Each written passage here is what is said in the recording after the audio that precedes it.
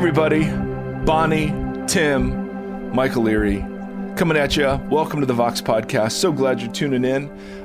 Tim is in Northern California. Bonnie, Austin, Texas. Mike, Columbus, Ohio, soon to be renamed. Guy Fieri is from Columbus, Ohio. And so there is a petition in front of our state legislature to rename, I kid you not, Columbus Flavortown. And that feels like an important one in these times. Yes, the focus should be there. Yes. Well, I mean, Columbus, I don't know that that's going to stick around much longer. So there's, although Toni Morrison evidently was born here too. So maybe there's something poetic. But Morrison would be a much better name than Flavor. Erie, what are you doing? Get that in the Senate right now. I know, right? Well, I'm just visualizing the kind of statue that we would have for Guy Fieri. And Lord. I like that one better. I'm not going to lie. If he's got the flames and the hair and it's frosted, I'm in. You're in. And so anyway, so that's one of many big Ohio, discussions happening right now. But speaking of visualization, Bonnie is a master at painting some pictures, and so she's been waiting to share this with us. So on air, and so she's giggling already. So Bonnie, what do you got? Okay, well, I really built this up, so I feel nervous about it. Okay, I want you to picture. Okay. One of those restaurants. We've all been to a restaurant like this, okay? Yep. And you go in, you've got high hopes for the restaurant. Mm-hmm. People generally look happy. It's not a chain? No, it's not a chain. Yeah, so it's a unique Austin place, or hypothetically. Really anywhere. Okay. And it's got some charm, something that feels off, but you'll take it. So you sit down and they give you a menu. And the menu has like Italian and Mexican and breakfast all day. It's like one of those places, and you realize quickly this restaurant doesn't know what it is. Yes. Do you know what I mean? Yep. And so already you're kind of overwhelmed. There's way too many things on the menu. The menu's like a book. The restaurant has no idea what it is, but you're already there. And so you're like, I'll just get one of these things, right? But in your mind, you're like, how could they make lasagna and pancakes to the same great degree? And then the most offensive thing on the menu is the platter that is like all the things, right? So they're like, we'll give you the pancakes and the enchiladas and it's like, you know what? You leave and you're like, I guess it was fine. I'm just glad we're done. I'm glad we're out of there. Did you know what I'm talking about? The type of scenario? Oh, Tim? yes. Oh, yes. So that's the exact feeling I had last week when I was forced by my family to watch the new Scooby-Doo movie. Oh, that is exactly what that experience is like. Exactly. Wow. What was? I feel like that's pretty accurate though. It's a hodgepodge of things going on in that movie. Literally, I'm like, is this the same movie? Like, did I fall asleep? And Chip's like, this is the best. And I'm like, this movie has no idea what it is.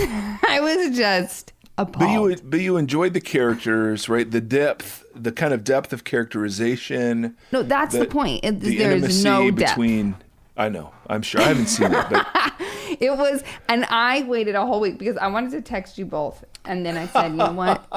No, I'm going to tell them that I watched it, and this is what it was like. But I gave it a try.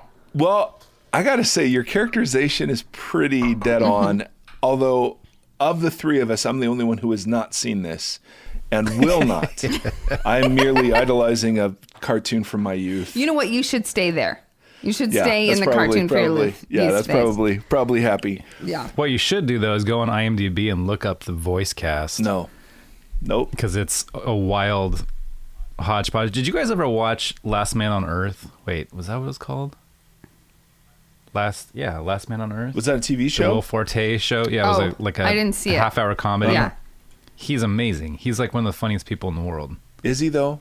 But he's Shaggy. Yeah. He's hilarious. He's Shaggy in the new Scooby? And that's reason enough? And that's reason enough? No. Okay. Bonnie, back to the kind of restaurant you described. I just, like, if I were a restaurant, I would be that kind of restaurant. And I've learned this is totally just a public service announcement, but I've learned whenever you're at a restaurant like that, go with breakfast. Yeah. Don't even consider any other option. Breakfast is the least pollutable and easiest to make, and probably the best thing they got going. I agree with you. And I have made the mistake too many times to be like, you know what? I will get the snapper. And then it's like, no person have done that. The last thing you order is fish. No, yeah, with potato salad, sure. Yeah. Oh my gosh. All right. Well, Bonnie, Give me the fish and the mayonnaise, please. What could go wrong? Bonnie, that was perfect. That encapsulates everything that we love about you. That you did it, you hated it, you waited a week to tell us so that we could appreciate it fully. Thank you. Love it. So anyway, ladies and gentlemen, we're finally reached summer, and summer is, at least in Ohio, is hazy, hot, and humid. And I'm assuming, Bonnie, you don't have humid, but you have hot. Oh, we have humid and hot, both. Really? Yeah. Okay. But it's the worst in August. Worst. Yeah. Timothy, how about you? We just have dry heat. It was hot this morning at like 8:30. Yeah. But it's a dry heat, man. It does make a difference, bro. It does. I'm just telling you. Oh, I believe you. The humid thing, that's real. I'm a really equal opportunist when it comes to heat. I hate all versions of it. Oh, there you go. There you go. And that fits. You That's know how what I'm I am about saying? cold. That's how I'm about cold. I can do the heat fine. I cannot do cold. That's what I'm talking about. Like Thank you, below Bonnie. 55, forget it. Now, ladies and gentlemen, today,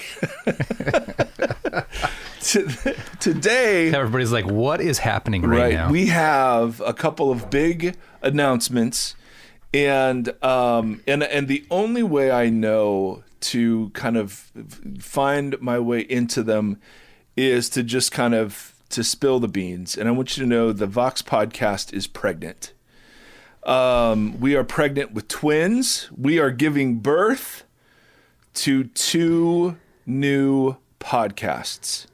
Well, one of them will be a Tim Gombis podcast. And I don't mean they're affiliated with Vox. I just mean like these are people in relationship with us who we love that are starting podcasts. And then the big news we want to look at today is our sweet Bonnie is starting her own podcast and is going to leave her role as official co-host and but loved guest and invited always participant for us, but is going to start her own podcast. We want to talk a little bit about that. Bonnie, what's the news?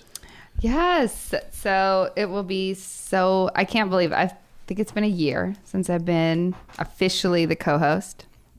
So it's going to be, I feel everything. I feel so grateful. I feel sad. I feel excited. I feel, well, as you can imagine, I'm not without a lot of feelings about it. But I am also excited because this past year has been a huge journey for us and what we did with Timshal and the book, which we'll talk about, but also we're starting a Timshal podcast. So one of the feedback we heard from backers that got the book was like, oh my gosh, I would love it if you would write a study guide, or I'd love it if you would explain this more. So originally we thought, okay, we'll do 20 episodes of one for each chapter, kind of explaining it. But then as we got on the podcast, so it's myself and then my editor, Jeremy Armstrong, he was the editor of the book. And so we get on there and we talk about it, but I love the approach that we're taking. So we do a little bit of what this passage is, but we do a lot of the writing and creative process. So we do a lot of, hey, this is why we chose this. Here's the history on that. So what's the difference if we chose this word that's also acceptable? So that type of thing. So we talk about the passage, and then we talk a lot about stuff around the passage. And then also the psychologist that was on the project with us, Kyle Horst, he joins us for a bunch of projects too, to talk about some of the issues that are raised, but then also sort of how that translates to a modern understanding of it. Yes. And I want to, if it's okay, I want to take a step back even and talk about, for people maybe that have joined us recently, what it is that you've exactly done. I mean, what it is that we're podcasting about. So just give us a quick overview of Timshal. For some of you who've been with us a while, you've heard this already. Many of you own it already. And if you don't, we'll give you a way to do that at the end. Yeah. But this was a big deal. This was a big deal for you. So tell us what it is, and then would you go into why you wanted to do it and what that was like for you? Yeah. You know what I mean? Like, what was the journey like? Yeah. So Timshal is an idiomatic Bible translation is what we decided to call it. And I'll get to why we call it a translation as well, because that has come under some fire. But basically, it's 20 stories, 10 out of the Old Testament, 10 out of the New Testament, that I grew up and most Christians who grew up in the church learning. That to me, I felt like we learned only part of the story. They left a bunch of unanswered questions, but then they never were quite answered for me. So as I grew up as an adult and had my own series of deconstruction and reconstruction, I found a lot more depth to the stories. And part of it is because I have my master's in theology, so I was trained to do it. So I can read the text and read the words and read the original languages in the context, but not everybody has that same ability or that same schooling. So I wanted to create something where somebody for the first time could pick it up and get a wealth of like knowledge about the historical setting, the cultural setting of the stories. But I also wanted to create as part of the text. As part of the text, right. So like right now, if you read it, sometimes there's a footnote and be like, Jericho was blah, blah, blah. So instead I wrote it into the text. So it was, yeah, so it reads more like a novel would read.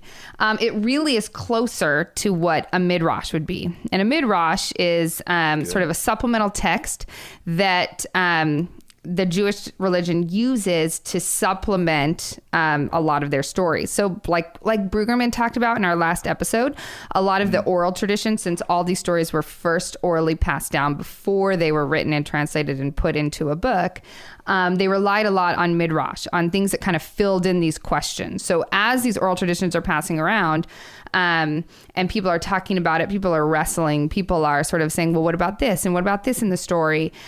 These other sort of interpretations filling in the blanks called midrash came out, and then people use those to supplement some of the questions that we have, right? There's sometimes it seems like there's gaps or it seems like there's contradictions. So it functions and reads more like that, but we don't have that type of category in Christianity. Right. We have commentaries, and then we have the Bible, like the translation of it. The translation of it, and so I wanted something that could serve as all of that into one. That somebody didn't have to jump through a bunch of hoops to figure out what it is they were reading, and I also wanted something that introduced, based on the languages and the culture, and then our understanding of modern psychology, what might the characters be going through in these stories. I think for me, when I went through deconstruction, when we gave birth to our stillborn, that was a real catalyst for me. And something I could not connect to was that like I felt like I was a real human being that had real suffering and real pain, but everybody I read about didn't have that suffering and pain. They did, right? But in a very two-dimensional way. Yeah. So like a really good example, it's the story that we started with when we put it on Kickstarter, was Abraham and Isaac. I've heard that story 1,000 times about how God asks Abraham to kill his son. Abraham's fine with it. Isaac's apparently fine with it. And then they come home and whoops, Sarah's dead. Like, it's just this thing. It's like that. And it was so confusing to me because I'm like, why is God doing that? Why does everybody seem to be fine? Certainly this would be a tough thing and a tough choice. So a lot of people go to church and you will hear that someone talk about it. Like, imagine what Abraham would have felt like. But there are a ton of people, and a lot of the circles I run in, where they don't go to church. They don't go anymore because they've been hurt, or because they're labeled as other, and they're kind of kicked out. And so they're like, I don't know what to do. I don't know what to do with the Bible. I want to pick it up, but I don't know how to read it. I don't know how to understand it. So that's sort of what gave birth, if you will, to the book. We put it on Kickstarter, and it was so funny. The night before we launched it, it was like 10 things not to do or whatever for Kickstarter campaign. I was like, oh, I probably should have read this, but oh well. And so the first one's like, never ever put a book on Kickstarter. I'm like, perfect. That sounds right. Wow. And then the second one was like, never ever break into a new genre or a new area. I'm like, that's also real. It's like all of them was like, forget it. But at the same time, we'd already done everything. So I'm like, well, I'm going to write it anyway. This will just be a good thing. So it was a 30 days on Kickstarter. The goal was 32,000. We surpassed the goal, and then I reopened it up. So we made a total of $56,000, and over 1,000 copies were sold. Wow. Yeah. And it was this crazy thing, because I would say probably 95% are people I've never met, that I don't know, that stumbled across it or somebody shared it. And I got these stories flooding in of like, I haven't read the Bible in 10 years. I picked this up and I'm just bawling. Thank you so much. This is my door back in. Like, and it was very moving, because for me, it was this turning point in how I understood our relationship to the things that we create. I sought out to create something because I just felt like there was a need. Like my intellectual brain said there was a need. I never could have guessed that all these people would have found a real connection point with it in their spiritual journey.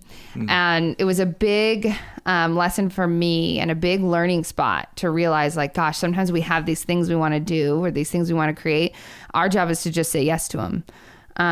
After that, it's really not up to us, right? Because I've also had people that don't like it, that don't agree with it, that say, you can't do that. So that was just the Kickstarter process was a big deal for me. But then the actual writing of it, I did not know how much it would change me. I was kind of under the assumption, like, I've preached on these things, I've read all this stuff, it will be fine. It changed the way I saw scripture. It changed the way I saw God working in my life. And it changed the way I felt like my own voice I had. So yeah, it's like one of the things Brueggemann talked about last week when we were talking about white supremacy culture, and he was talking about how did he say it? The worship of the written word. And he's like, we have to go back to those oral traditions, because the way our current scriptures have been translated oftentimes has meant to serve an empire. I was reading this thing from Rohr, and he was talking about how we got from prophets to priests to empire, and how the prophets, are always kind of on the edge of the inside. They are in a culture and they're in a situation, and they're sort of digging things up and poking holes and saying, we need to reform these things. This is wrong. Listen to the people crying out. And then during kind of in the 4th century, when Christianity really became established, a priestly order took over. And when that happened, there's hierarchy and there's people in places. And so prophets now served as something that might take away power from a priestly order, right? If you have someone in power saying, this is what we need to do, and this is how we fall in line, anybody that's going to oppose you, that's kind of going to rub up against each other. And so slowly sort of this prophet mentality died out. And then as Bibles began being translated, they really were translated by a very certain group of men. And it was mostly white celibate males. I think that there's nothing wrong with white celibate males. Which are a gift to the world. Let's just say that. They are a gift to the world. I mean, they really are. And in so many ways, it formed everything, so much that we have read, so much we have learned. But I look back and I think, gosh, that is one lens that was brought. That is one lens that is brought to the text. What about people of color? What about women? What about all these other groups that aren't sort of in there? Because one thing that I've noticed is that when people read it, they're like, there's a tenderness here. or there's a passion here, or there's a, like the flow of it. And you guys have read it, so you would know, but like there's something different that I think happens when we allow other voices and other lenses to come and see the text differently. So I was unaware that that would pop out to me so much when I was writing, and that it really would kind of stir up this passion in me that, gosh, you know what? No, that's really important. It's really important for us, especially if we're like really preaching women equality on the pulpit, women equality in the church, and all these different things. Well, if we have this text that we really rely on that's supposed to be for everybody, but it's from the lens of a small group of people, then I want to bring up the question, is that serving us the best? Do you know what I mean? Or could we, is there a way we can look at it differently from people who are trained and people who do have a voice in that area, but they're bringing a different perspective? Speak more, if you would, about how this grew to empower you. Yeah. Like how like that's a really interesting thing, because I we've been friends for 20 years, and I've been privy to some of the pushback you get as a Christian woman for stepping into some of these spaces. And I would imagine there was pushback here. Yeah.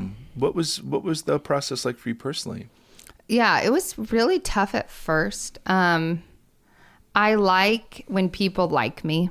So when they don't like me because I've done something wrong, I get that. When they don't like me because they don't know me, that's a tough spot for me. It should be the easiest spot for me to say, you don't know me.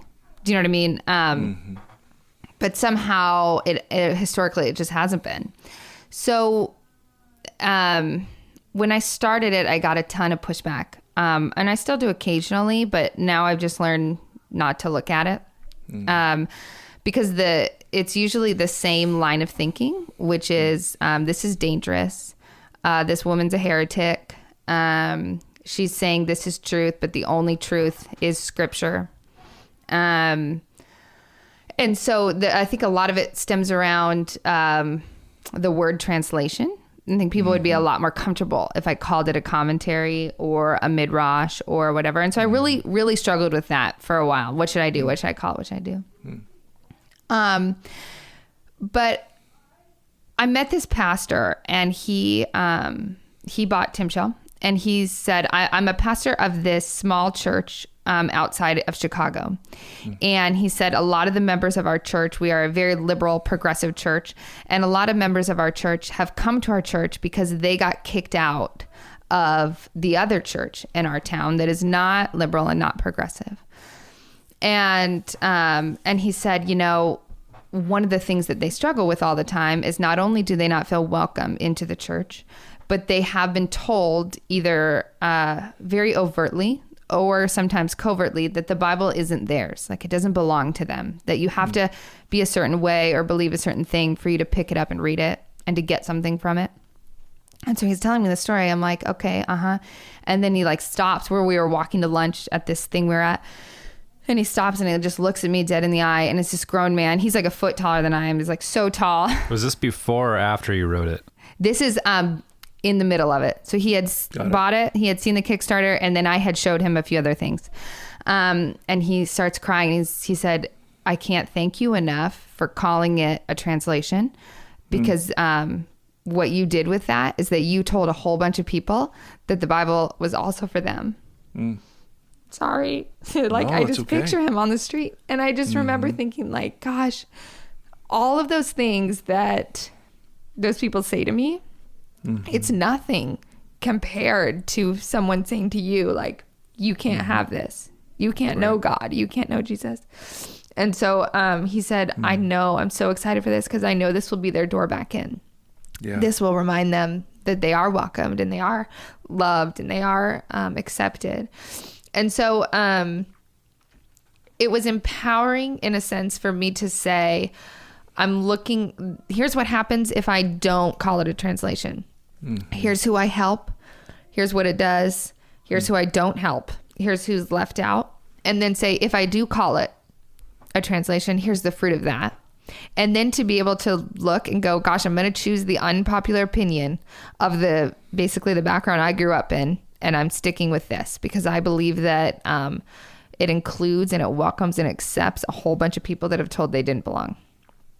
So making that choice was very empowering for me in terms of saying, I have probably pleased a lot of people most of my career.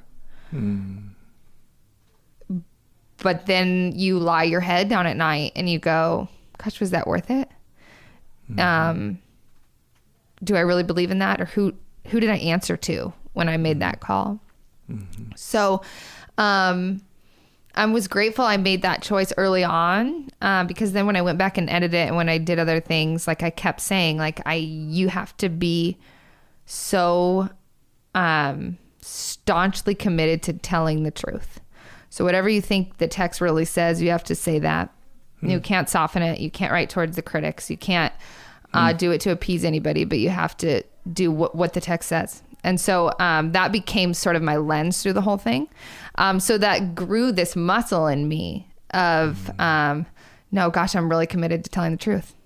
And it's not always going to be popular and not all, people are going to understand it, but that's okay. Because I will experience freedom and trust in who I'm answering to. You know what I mean? Yeah. Yep. Sounds a lot like the main character of the book. Of this book. Timshal book. I was like, Harry Potter? I was like, Scooby's a book? See, I mean, and that's so good, Bonnie, because, well, hold on. There's so many jumbled thoughts in my brain. Yeah.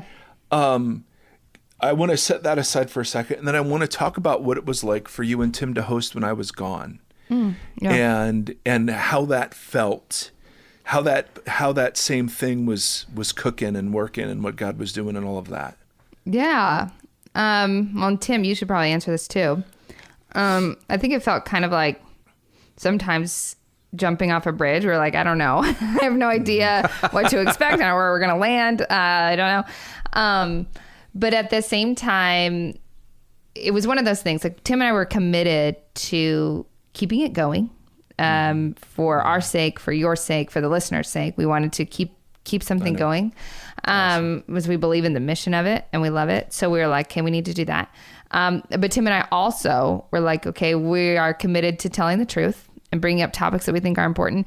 And then we had to say from the get-go, I don't know if you remember this, Tim, we were like, you and I show up as you and I. Even if we tried, we can't do what Erie does. So let's just not try. We'll just do what we do. And that was really freeing for me because I didn't realize that once I was allowed or given permission or given space to just do something that I wanted to do, it felt really good. Yeah. It felt really good to do that. So that kind of also really stirred up inside of me of something like, oh wait, no, I have something to say as well. Yeah. And it's from a different angle and it's my angle. And so that kind of happened at the same time, if you will. So I think we took over the podcast right when Timshal was released to backers. Mm-hmm. So I was had just come off this thing and then people were getting it and then we were doing the pod. So it was all sort of this huge year of like figuring out who I was and what my voice is. Yeah. No, absolutely. And that leads inexorably in some ways to your own doing your own podcast, which totally makes sense. And I'm so glad you went into that explanation because I think that's the point. There's so much going on behind this that is worth talking about, and so you gave us kind of insight into that. Yeah. Tim, what are your thoughts as we're going through all of this?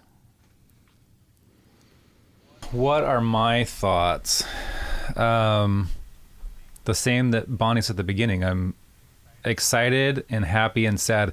Everything you just said about so when we had to take over in whenever that was, January or I don't remember when it was. Yep. the jumping off a bridge thing, I feel like is accurate. It was like every time we would sit down and get ready to interview somebody, it would be like, all right, yeah, I'm totally ready. I read the book. I blah, blah, blah. And then we'd hit record and the thing was like, oh, crap. Yeah. I was like, what am I doing? And then obviously there was some intense moments of pushback and controversy with some of the guests and some of the topics. But the only thing that's ever stressed me out about that was not that Bonnie or I had done or said something heretical. It was more like, and we would talk about this, that we didn't want to put Vox into troubling waters. But at the same time, I knew that anytime that we got pushback, it was because we were digging at something that people were holding a little bit too tightly. Mm-hmm. And I knew that was the correct thing to be doing, if that makes sense. Mm-hmm. Like, Bonnie, everything you just said about like, know your role, stay in your lane, basically, right? Yeah. That's kind of the MO of the church in a lot of ways, and the MO of a lot of things. Obviously, the people in power don't want things to get ruffled or pushed off direction. Yeah. And it's always the people who are willing to dig at the things and be like, well, actually, no. This is what this says. This is what this means. Yeah. It seemed to be Jesus's MO from point A to point B was ruffling the feathers and being like, no, let's look at this again, or no, these people are just as important as you people are, and blah blah blah. So all this stuff is like, it is bittersweet to see Bonnie go, but at the same time it's like this is a necessary function for Bonnie. Like this feels like a natural progression. I'm doing hand move. I always forget that we're because I'm looking at you guys on video, and everyone's in their car going like, what's happening? But this feels like a natural, like, is maturation the right word? I don't know. Like you going forward in a way that feels necessary for what your personal mission is in this world. Mm-hmm. Yeah. Thanks, Tim. If that makes sense. Yeah. And now I feel like I'm just rambling. Nope. Not at all, man. And ramble on. Yeah. And this really ties into some of the stuff you're also doing with radical wellness. Yeah. I mean, the picture that I see that I want, our listeners to hear is just this. It's kind of threads that are all moving in a very similar sort of direction. And so we can either dig into Ezekiel if you want to from Timshal, or we can talk about radical wellness and then dig in, whatever you want to do. I think I'll just set up radical wellness because it will go easily into Ezekiel. Yeah. So radical wellness, like I've talked about it before, but it's this really unique thing that Elise Snipes, who's a therapist, and she was on the podcast, but that she set up. And what she did was she was like, we can't look at our healing just from one section. So we can't just do therapy, or we can't just do Enneagram, or we can't whatever. So on the team is a whole bunch of people who are certified, skilled, experienced in many different areas. So there's therapists, there's an embodiment coach, there's an Enneagram coach, and then I was spiritual director. I just had her. We just changed my title actually to creativity and divinity coach because I wanted, isn't that a good one? Actually, I think it was divinity first, but I liked it because this is my problem. People come for a spiritual director all the time and they want me to tell them the answer. They're like, what do I do? Right. And what should I think about this? Like every time. And so I was like, I can't. And I would often ask, like, why do you think that that's what I do? And they would be like, well, because that's what a director does. They direct you where to go. And my job is not to do that. My job is to help you find patterns of, like, in your life that God is speaking to you. My job is to help you, like, lead you to the water, right? And journey with you, but not to tell you what to do or what to think. So I wanted to change it, and I wanted to incorporate this idea about creativity that happened when we were doing Timshal. And so some of the things we do with them, I have a course I teach on what to do with an idea. Like, so a lot of people are like, I have an idea, but now what? How do I make it happen? Is it okay? So I help them do that. I have people that see me one-on-one. But one of the main things I do that has gotten a ton of attention that people really like is this group on the divine feminine. And it was something that I came into contact with when I was translating, actually. So we'll read some of Ezekiel, but it's these passages in scripture where metaphors are used for God that are feminine. So God is a mother bear. God is a nursing mother. God is a midwife. God is like all these things, but we do not hear about them. No. Literally ever. No. And it has been empowering for women to see themselves reflected in a God that has generally been presented as only male.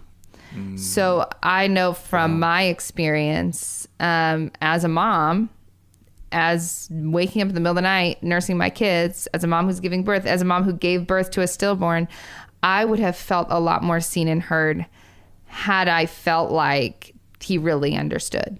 So for women, when people are like, oh, well, God, he's, and Jesus, he's empathetic and he understands everything. For a male, you might quickly go, yeah, that's true. For a female, you're like, there's a lot of stuff we do and a lot of instincts we have and a lot of lenses and a lot of postures that I don't see reflected in there. Does that make sense? Yeah. Oh, it totally does. Oh my goodness. Yes. Yeah. So to be able for a man, I'm sorry to interrupt you, but for a man, it's a 1-to-1. Yes. I know what power is. God has power. I know what intelligence is.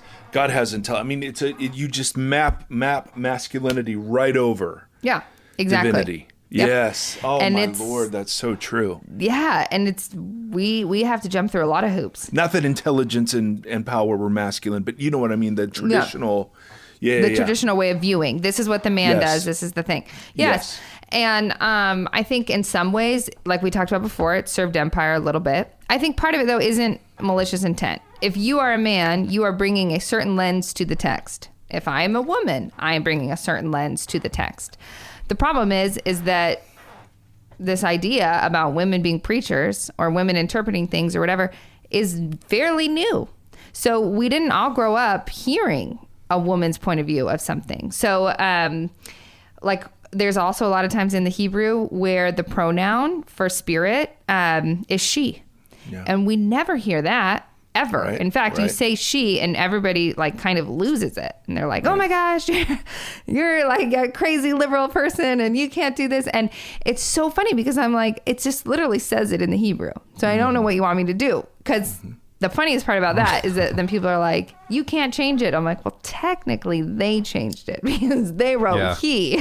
But like, it's just this weird thing where it's really not talked about. It's really not accepted. So the thing I've seen, I offer every 6 weeks. I offer a 6-week group and we meet over Zoom and then we go through sort of all these different metaphors. We go through spirit, we through God as mother. We talk about some of the ways that like masculine culture is pervasive and how we can show up in a way that's still strong, but that helps balance things out. So we talk about all these different things. And one of the things that has been a common thread throughout these groups is women saying, this is the first time I ever felt known. I've never felt like God really understood me or what I was going through or who I was. Yeah. And so that's been really powerful to watch women unlock. And so I wanted to read, and today we talked about this on one of our episodes, and I can't remember which one it was, but we translated Ezekiel 37 in Timshal. Where is it? And not only I was surprised by the pronoun she when I went to translate it. I just wanted to translate it because it's an odd story. Right. So Ezekiel like goes out. It's like, what's happening here? Yes. Ezekiel goes out into the wilderness and there's all these bones. And then God tells him to prophesy. And then the bones like come to life and they become an army. Like that's always been told. So it's kind of a story about prayer, kind of a story about power, kind of a story about restoration. So as I went to go translate it, I see that it has like this beautiful picture of he and she working together. It has this beautiful picture of God, Yahweh, and then the Spirit working together. And interchangeably, whenever it talks about Yahweh, the text says he. And whenever it talks about the Spirit, the text says she. And so I loved it from the get-go because it is this beautiful picture of that we need both. We need both voices. We need both reflections. We need a understanding that like man and woman are made both in his image. It almost sounds like Genesis 1 and 2. It almost sounds close. It's like maybe, yes. Something. Yeah. So I loved that. But the thing that was the most profound about it that I really believe to be true is that the way that we talk about something changes our relationship to it. So very simple. I have to put my daughter to bed. I get to put my daughter to bed. I'm going to interact differently how I hold that, right? I'm going to interact differently. And I'm sorry, I just can't resist, but I was reading my quantum physics book, you know? Oh, there it is. There it is. There it is. This is actually very amazing. So there's there's a group of scientists, and they say this is an actual thing that happened. Okay, this book was written by a psychotherapist, and he uses quantum physics and quantum mechanics to help his clients. So he was talking about this study. So there's a group of scientists, and they have two groups of molecules, group A and group B. And they said, we're going to do an experiment, and we're going to see what happens to the energy and of the molecules when we do or don't do certain things with them. They're like, so group A, I want you to look at the molecules. I want to acknowledge they're there, and then nothing else. Do not write anything down. Do not even think about them. But then group B, I want you to look at them. I want you to observe them. I want you to write things down. I want you to think about them when you're not looking at them. And we're going to do that for the next 3 days. And then we're going to measure what has happened, if the molecules have changed at all. So they do that. The group of scientists do it. They go back to group A, and those are all the ones that were acknowledged, but not dealt with, not observed, not thought about, not whatever. And absolutely nothing has happened. They remained at this like high potential state of energy. But then the ones that were observed, now, mind you, not touched, but talked about, discussed, whatever, they all came way down, some into a very fixed state of energy. And so the point he makes is the way that we think about things, the way that we talk about things changes what they become in our minds and our relationship to them. And so I say that a lot in the divine feminine class. I'm like, if we are constantly just saying he, God is going to always look this very certain way, probably like most males we know in our lives. But if we just say she, the same thing is going to happen. So if we use the context appropriately within these metaphors and within the scripture, it sort of redefines things. So when I was translating Ezekiel and I saw the she come up, it changed the whole thing for me. Because when she is in there, and you see that it's the spirit with this feminine pronoun that is bringing the bones together, I realized like, oh my gosh, this isn't just this dry land where this powerful army is being built up. This is a metaphor for what Jewish theology calls God the womb one. Like the wilderness is this place where God is rebuilding his people and keeping them safe. And the bones coming together and the tendons, that's what happens actually in a womb, right? So just that mere change of a pronoun changes the way we view the whole story. So, did you translate that in the moment? Was this all in the moment when you sat down to translate this story because it's a weird story? Yeah. And while you're doing that, like, this is going to be a cool one because it's a whatever. But was this all in the moment that you realized that pronoun? Yes. Was it like? Yeah. So and then that just alters your whole Yeah, I was just like freaking out. I was just, like most of my like get-go was like, we should do this because it sounds weird, right? And so then you get into it, and then it felt like a treasure hunt. Like, oh my gosh, what are we gonna find? Yeah. So it was in that moment, and I was like flipping out. I was like screaming in the bedroom, like, it says she, it's the womb. And Sai's like, what's happening? Are you okay? And I'm like, yeah, So yeah, it was totally all in the moment. I like that. I'm visually minded, so I want to see the whole scene. Oh, you can see it. You can picture it. And this was one of the times where I'm like, I can't put she in there. I will get so completely just like torn down if I put she in there. This is interesting. I don't want to sidetrack you off this, but I just like so, I'm learning all this as maybe the first time that you shared this stuff. I hadn't heard this before, so I don't remember what episode that was on, but And I'm just like, oh, that's awesome. Like, well, it's been so difficult for me to wrestle with why people want a two-dimensional God, like why they want it to be simple and watered down and like less than. Yeah. Like, I just don't get it. Like, the more that things get cracked open and it gets bigger, Yeah. I go like, oh yeah, of course. this is great. God's even bigger than I thought again. And Yeah. I used to think about this in science class, like when we thought the atom was the smallest thing, and then we were like, oh, we've got it figured out now. Like, we don't need this God idea anymore. Da, da, da, da. And then they cut that up and they're like, oh crap, there's littler things Yeah. inside of there. And I always picture gods that they're going like, yeah, it's pretty cool though, right? Like, Yeah. if you guys ever get to the point where you can crack those things open, you're going to be even more amazed. Yeah. Like, this is pretty awesome. Right. So I don't like, this kind of stuff for me, I'm just like, oh yeah, this makes God bigger. Yeah. And how in the world could that be a negative How could it be thing in our faith? Like, I just don't get it. Yeah. Well, I think some of it, I mean, Erie, maybe you would know better, but sometimes I think it's just unfamiliar. Do you know what I mean? Yeah. It's like And I love that. I don't know. And a big worry, is that okay? Is it okay if God's bigger in Yes. that way? Like, I think we have to some degree lost the ability of discernment. Is that fine? Is it not fine? Well, and I love too and we talked about this a little bit with Brueggemann, or I mentioned that I've been listening to those podcasts with him and Eugene Peterson, the different people that are talking about poetry and the prophets as poets, and the beautiful use of language and how intentional it is, that God wasn't just like, this is how this works. Yes. Yeah. Good. Like, do this, do Yeah, that. how But it's boring, just right. beautiful. Like the language is just as living as the actual acts of things that are happening. And I love that. I think it's such the multi-layered, multicolored facets of what God has intended for all of this and all of us, that we have watered down and forced into one little frame is, I love it. I know. I think it's a wonderful, and so. Yeah. No, that's a really good point. And we tried to keep the literary genres the same. So if it's a poem, it should read like a poem.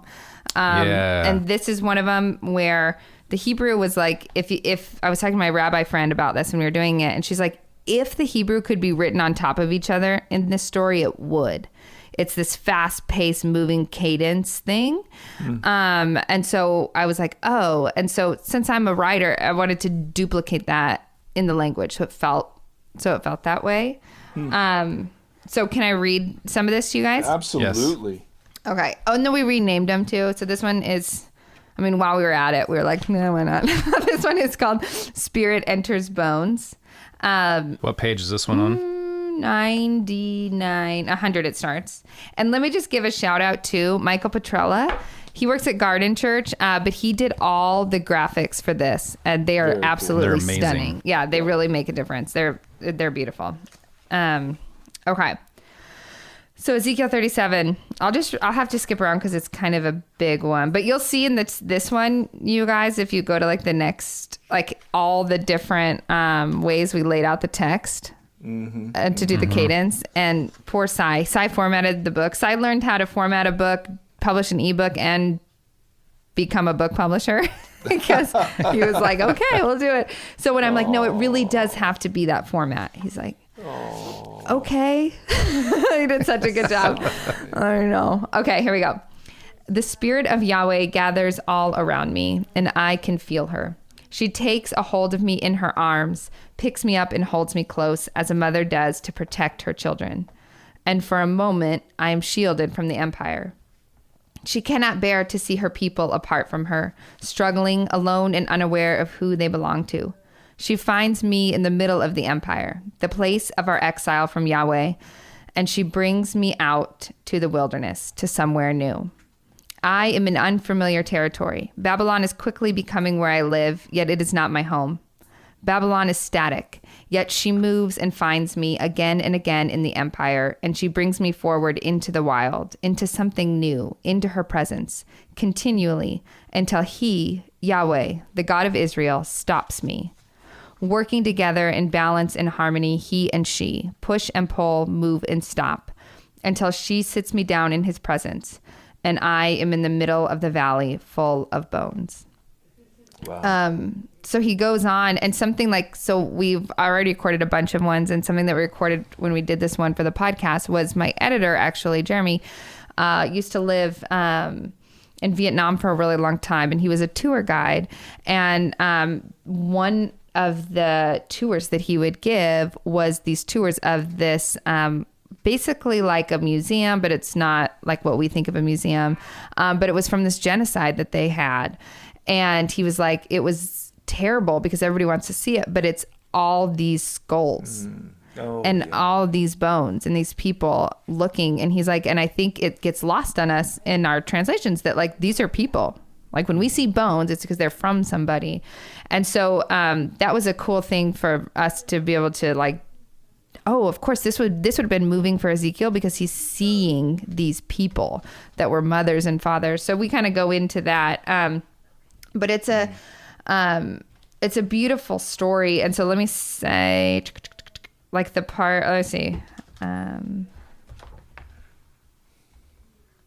Yeah, so like then 106, page 106, when he's prophesying into him, it says, I watch the new breath inside of them. I see their strength. And I hear Yahweh say, these bones, they are the whole house of Israel. They believe their essence has dried up, that their hope is lost. The covenant has been severed, and they are cut off from me.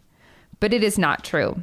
I move in the wilderness as much as I do in the temple. I bring new life in the wild, just like I did in the garden. They're becoming alive again out here in the wilderness, and they will be a tribe once again. They still belong to me, and I to them.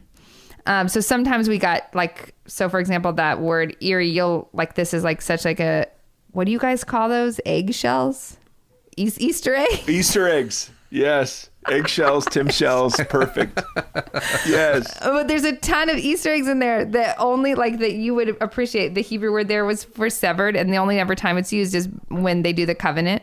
So then we brought it back. So we brought back in the covenant imagery because that's what's happening, right? So it's like there's a bunch of historical, there's word study, there's literary stuff.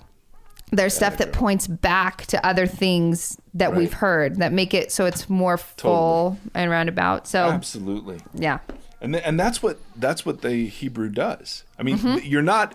That's the thing. Yes, there's midrash, and so, but this is how playful the text is. It actually is. Yeah. I mean, it really, really is. English. The more I learn, the more I'm like, wow, English does not do this justice. You know, it there's really so much going on. But yeah, keep going. Yeah. No, so that, I mean, that's all I wanted to read from that story. But what was amazing about it is how different I felt about it. They do turn into an army, but it's this story about like this femininity that we missed when we just put he, and he did this and he did that, of this beautiful picture of God and how God takes care of the people, comforts them, builds them up, grows them. And for somebody who oftentimes feels like, or has felt in my spirituality, like I've been in the wilderness, this picture of, it's not that nothing's happening here. I'm actually really being deeply cared for as a mother does to a baby inside of her. So that's one of my favorites that we did. Yeah. So when's this going to start, Bonnie? So, okay, let's see, on Monday when this is released, you can buy the book. Yes, it is official now. Official, yeah, timshaltranslation.com. And you can get us off. Spell it.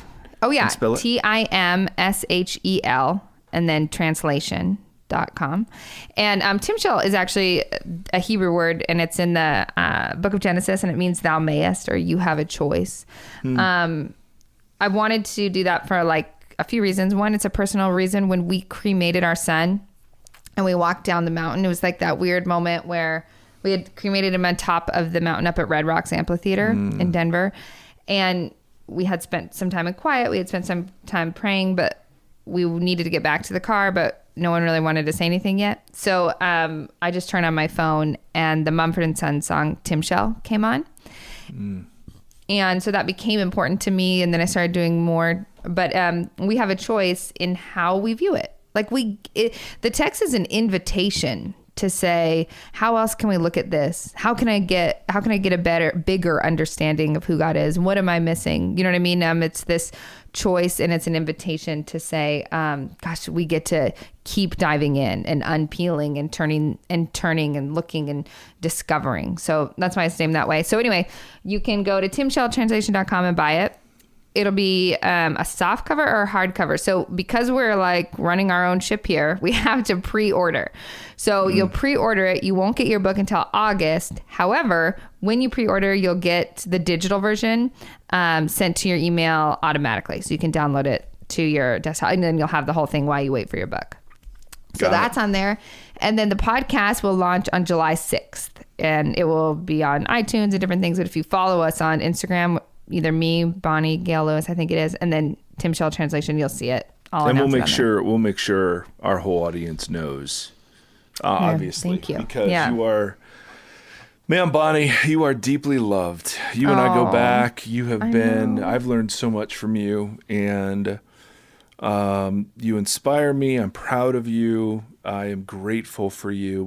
The gift you and Tim gave me earlier this year of friendship and honest conversation, and even just holding Vox together. I mean, I'll just, there's no repaying such grace. And Bonnie will be with us a couple more episodes. We're going to talk to Gambas about his podcast, and then Bonnie has, do you want to tell us a little bit about who we'll be interviewing next week? Yeah. So my friend Faith is going to be on. Faith works with Be the Bridge, which is Latasha Morrison's book and ministry about racial reconciliation. And it's like an actual coursework, and you go through it, and you're supposed to do it with neighbors and friends. And so it's a very a gospel-centered approach to racial reconciliation that strives to make changes like on the roots level of your neighborhood and in your town and in your city. So I'm really excited. I've known Faith for a long time. We were part of a giving group together for a while, so we just became friends. And then she started working with Latasha on Be the Bridge. So I'm really excited to have her on. She's awesome. Yes. And then Tim, Shell, Mike, we're not going away. Is that true? Timshal's not? Oh, no. You and Mike. I'm so confused as to where we are right now. Nope. No. We'll be here. We'll be here. And it is. I mean, is that positive? And We'll be here. We'll be here. Well, it's tough. I mean, yeah. Bonnie, you're such a unique person, and the three of us have a great chemistry. And there's nobody that can step into your shoes. You know what I mean? And so we'll probably do some stuff just to buy us some time to figure out kind of where this podcast needs to go.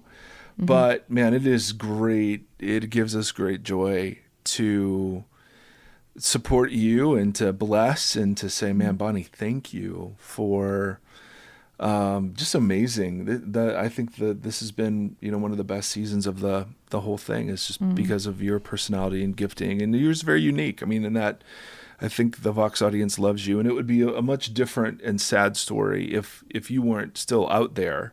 But to be able to hear you, and then obviously bringing you back whenever you'd like to come on. But you've got some big stuff. How do people find out about Radical Wellness? I want to make sure people know. How to they can just go to radicalwellness.co or online, and all the links are in my Instagram profile too. You can just click on all their things. So they're on there, and then you can see all the good stuff we're up to over there. But I'm so grateful to you two for making a seat at the table for me in the first place. You've been doing that for 20 years. But to just continually do it and to let me grow and stumble around. And I so appreciate that, and all your support of, I know I don't embark on normal sized projects, so I appreciate your willingness to hear and oh my gosh, yeah, and to jump on board. So I really appreciate that. And to all the listeners, you guys have been so kind, and all the messages you send us and me and your support. And I hope that we stay connected. Yeah. To the listeners, I already told you I was gonna like text you guys all the time, so you can't get rid of me that fast. Totally. If people want to email you specific, you can. Would you want them just to send it to the Vox mailbox and I could forward it, or do you comfortable giving out your email address? Yeah, no, you can email me at bonnie@timshaltranslation.com. Boom. Yeah, or if you want to email us, you can email it hello@voxpodcast.com. There you go. Anyway, Bonnie gave me gracious permission to read for our blessing her translation of several Beatitudes. And this, when people kind of encounter, at least the several stories I've heard, one of the first ways people often encounter this is through the Beatitudes. Mm-hmm. And even, I won't. There's some cool stories that you've mentioned about how this is happening. So, yeah. And so I wanted to read 2 or 3 of these as kind of our blessing. Tim, do you have any last thoughts, my friend? No, I just no. I've learned a lot from you, Bonnie. You too. So, I just hope that you'll feel permission to be bold. Yeah. Dang it, Tim. I really appreciate that, though, and I really do, because I feel all your guys' love and support. So, Thank you. Yeah. All right, so from Matthew. Blessed are the marginalized, those on the edges of society, the gay woman who is not welcomed, the black man who is wrongfully punished, the conservative and liberal who are falsely judged and pitted against one another, the families separated at the border, the ones driven out of their countries, the ones in constant pain, the ones who are tortured by addiction or mental illness. When no one listens to your story or believes your experience, I hear you, and I am on your side. Blessed are the misfits, the ones who don't belong. You who ask the honest questions, challenging the leaders and the ones in charge. You who aren't satisfied with the answers given, willing to hold up everything you believe to the light. You who struggle and wrestle to find goodness and truth. Man, you sound a lot like you, Bonnie. You are blessed, for that is what God is like. Blessed are you when you listen to the stories of the oppressed, refuse to dote on privilege, decide to dismantle unbalanced systems, and seek empathy in the face of anger and strife. Blessed are you who seek peace when everyone around you is in conflict. This is the divine in you. And then this one, the last one here is most fitting. Blessed are you when you have been taught you aren't enough, when people shame you, calling you names, and stealing your dignity. You are blessed when your enemies speak guilt upon you, Bonnie Lewis. When those who claim, you are blessed when your enemies speak guilt upon you, when they make it impossible for you to thrive. When those who claim to love me do not love you, Bonnie, I will make a way for you. Oppression is not new, yet in my kingdom it never has the last word. Amen.